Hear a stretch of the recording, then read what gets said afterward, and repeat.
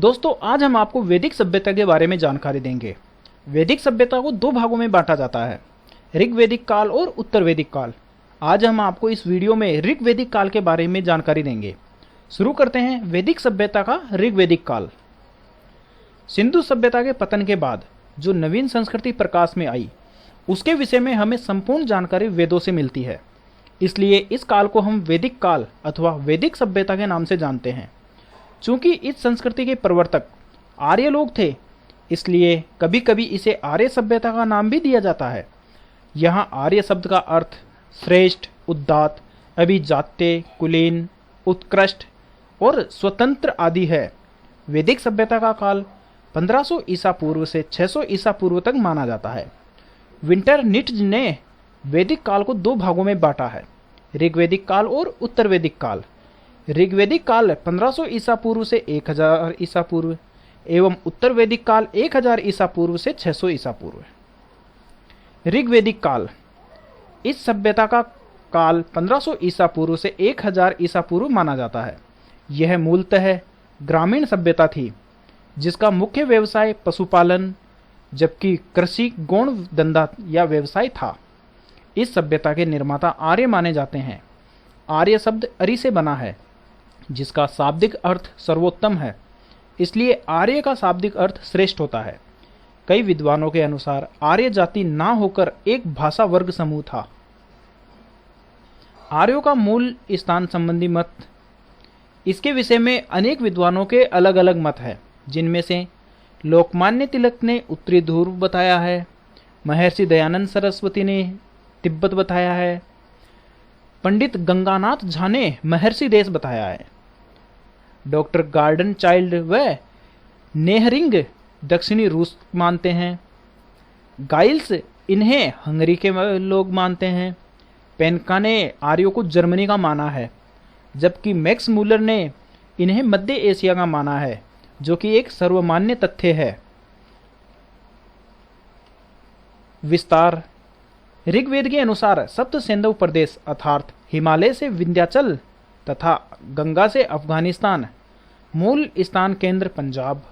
विशेष ऋग्वेद में हिमालय व उसकी चोटी को मुजवंत कहा गया है तथा सरस्वती जो कि गग्गर व द्रस्वती चौतंग के मध्य का भाग ब्रह्मावृत बताया गया है। आर्यों का मूल स्रोत वेद हैं। इसके अलावा पारसी ग्रंथ जेंद अवेस्ता तथा मध्य एशिया स्थित बोगजकोई का 1400 ईसा पूर्व के अभिलेख अन्य स्रोत है।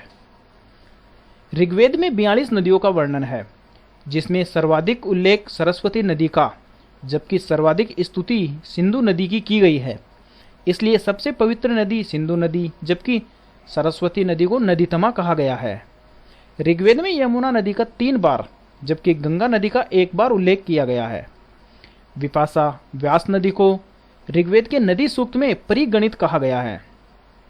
ऋग्वेद में अफगानिस्तान में बहने वाली 4 नदियों का उल्लेख मिलता है, जिनमें क्रुभा काबुल में, सुवास्तु स्वात में, कुर्मु कुर्रम, गोमती गोमल का वर्णन किया गया है। उल्लेखनीय है कि गोमल नदी ऋग्वेद में उल्लेखित अंतिम नदी है। राजनीतिक जीवन राज्य की सबसे छोटी इकाई परिवार होती थी। वह परिवार का मुखिया कुलप कहलाता था। परिवारों का समूह ग्राम तथा ग्राम का मुखिया ग्रामीणी कहलाता था। ग्रामों का समूह विष तथा विष का प्रधान विस्पति कहलाता था। विषों का समूह जन तथा जन का प्रधान जनपति राजा कहलाता था। ऋग्वेद में जन शब्द का उल्लेख 275 बार हुआ है, लेकिन जनपद का उल्लेख 1 बार भी नहीं हुआ है। राजा का पद आनुवांशिक था तथा ऋग्वेद में देवीय सिद्धांत का प्रथम उल्लेख मिलता है। राजा भूमि का स्वामी ना होकर युद्ध का स्वामी था, इसलिए उसे गोप्ता जनस्य कबीलों का संरक्षण तथा पूर्वभेता दुर्गों को विजित करने वाला कहा गया है। शतपथ ब्राह्मण के अनुसार राजा सहित 12 मंत्री, जिन्हें रत्नी भी कहते थे, जिनमें सेनानी, पुरोहित, युवराज, महिषी, पटरानी, सूत जो सारथी कहलाता था, ग्रामीणी, संग्रहिता, भागदूत, अक्षवाप जो द्रुत क्रीड़ा में माहिर होते हैं, और पालाघात, विदूषक, छता व राजा होते हैं। विदत ऋग्वेदिक काल की प्राचीनतम संस्था मानी जाती है। विदत का 122 बार, सभा का 8 बार, समिति का 9 बार, गण का 46 बार उल्लेख किया गया है। सभा व समिति संस्थाओं को ऋग्वेद में प्रजापति की 2 पुत्रियां कहा गया है। सभा को नरिष्ठा कहा गया है, जिसका शाब्दिक अर्थ अनुलंघनीय होता है, यानी कि जिसका उल्लंघन नहीं किया जा सकता। इसी काल में भारत का प्रथम युद्ध 10 राज्य युद्ध भरतवंशी सुदास विरुद्ध 5 आर्य व 5 अनार्य राजाओं के मध्य परुष्णी नदी, जिसे अब रावी नदी के कहते हैं, उसके किनारे लड़ा गया था।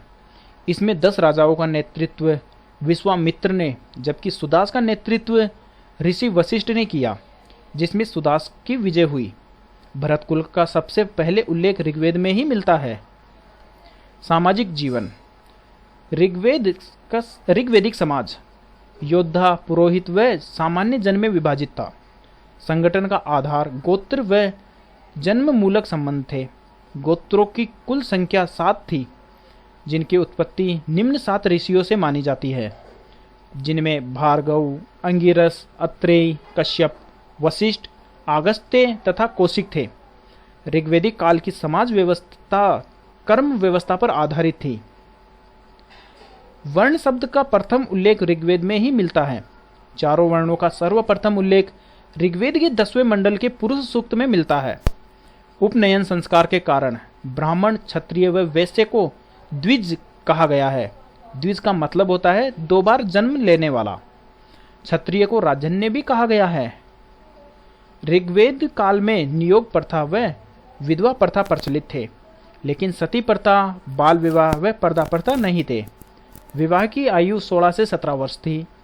16 वर्ष तक अध्ययन करने वाली कन्या को शतोदवधू कहा जाता था। आजीवन अविवाहित रहकर शिक्षा ग्रहण करने वाली कन्या ब्रह्मवादिनी कहलाती थी, जबकि शिक्षा के लिए देर से विवाह करने वाली कन्या को अमाजू कहा जाता था।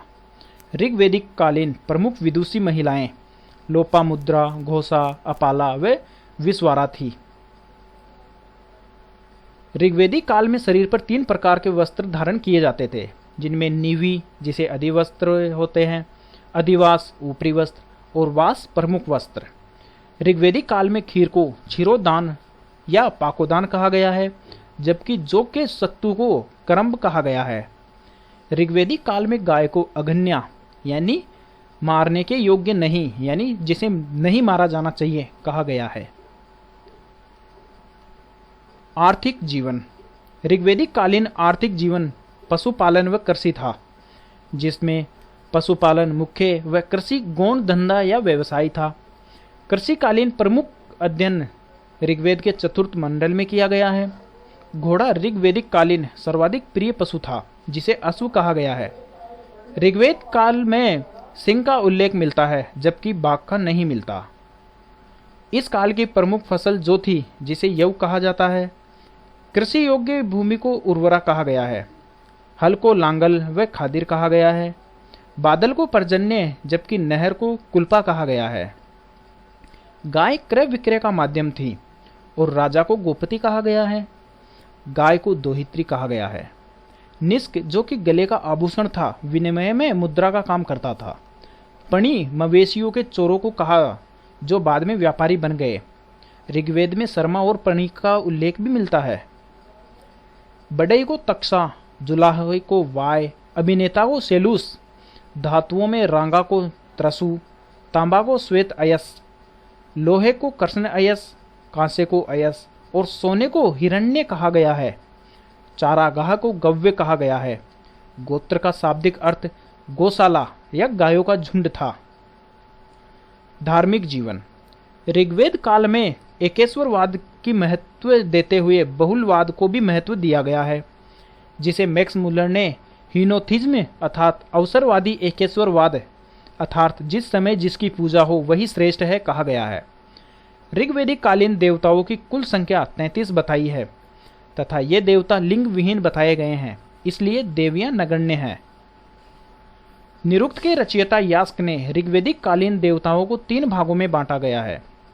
आकाश के देवता, जिनमें ध्योस, सूर्य, मित्र, अदिति, उषा, अश्विनी, पूषण तथा वरुण हैं।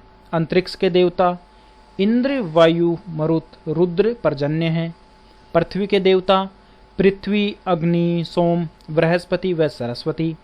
वैदिक कालीन आर्य देवताओं को प्रकृति का प्रतिनिधि मानते थे, इसलिए सर्वप्रथम ध्योस व पृथ्वी की उपासना की गई है। प्रमुख देवताओं के बारे में चर्चा करते हैं, जिनमें सबसे पहले इंद्र है। इंद्र ऋग्वेदिक कालीन सबसे मुख्य देवता, जिसका ऋग्वेद में 250 बार उल्लेख हुआ है। इंद्र को युद्ध का देवता तथा भारतीय जीएस कहा गया है। इंद्र को विजयेंद्र, महान विजेता, रथेंद्र, मघवा, दानी, वृत्र, सतक्रतु तथा पुरंदर कहा गया है। इंद्र वर्षा का देवता था। अब आते हैं अग्नि पे। इंद्र के पश्चात अग्नि का सर्वाधिक 200 बार ऋग्वेद में उल्लेख मिलता है। प्रथम मंडल का प्रथम सूक्त अग्नि को ही समर्पित है। अग्नि के 3 रूप माने गए हैं, आकाश में सूर्य, अंतरिक्ष में दामिनी, पृथ्वी पर ग्रहाग्नि आदि। अग्नि को धर्मों का अध्यक्ष बताया गया है। ग्रहपति भी अग्नि को माना गया है। घृत मुख, भुवन चक्षु यानी सूर्य की आंखें अग्नि को कहा गया है। देवताओं व मनुष्यों के मध्यस्थ होने के कारण अग्नि को पुरोहित कहा गया है। अब आते हैं वरुण पे। वरुण तीसरा प्रमुख देवता था, जिसे सूर्य निर्माता व ऋत का संचालन होने के कारण ऋतस्य गोपा कहा गया। ऋत प्रकृति का वह नियम माना जाता था जिसका देवता भी उल्लंघन नहीं कर सकते थे, अर्थात ऋत परम सत्य व अविनाशी सत्ता है जो कभी नष्ट नहीं हो सकती। ऋत को असुर मानते हुए ईरानी देवता अहुर मजदा से तुलना की गई है। 7वां मंडल वरुण देवता को समर्पित है। वरुण को जल निधि का प्रतिनिधि माना गया है, इसलिए जल का देवता वरुण माना गया है। वैष्णव धर्म का प्राचीनतम आधार वरुण ही माना गया है।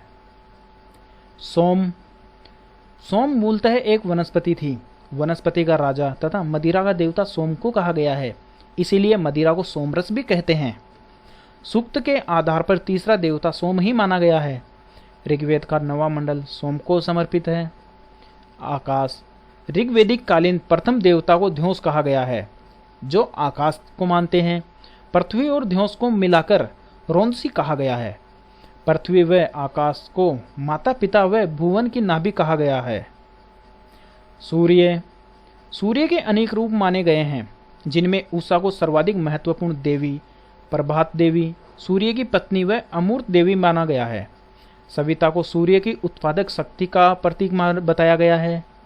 सर्वाधिक महत्वपूर्ण गायत्री मंत्र सविता या सवित्री को ही समर्पित है। एतस्य सूर्य रथ को कहा गया है। अश्विनी देवताओं के वैद्य है। मरुत आंधी का देवता। मित्र शपथ व प्रतिज्ञा का देवता। बृहस्पति मंत्र व प्रार्थनाओं का देवता। पूषण पशुओं का देवता।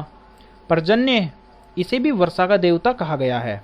रुद्र शिव का पूर्व रूप, जिसे अमंगलकारी माना जाता था तथा इसे नीलगिर्व, कपर्दी, कर्तिवास कहा गया है। कतर्बी का अर्थ जटाधारी और कर्तिवास का चरम धारण करने वाला। अदिति देवताओं की माँ। सरस्वती बुद्धि की देवी मानी गई है। यम मृत्यु का देवता।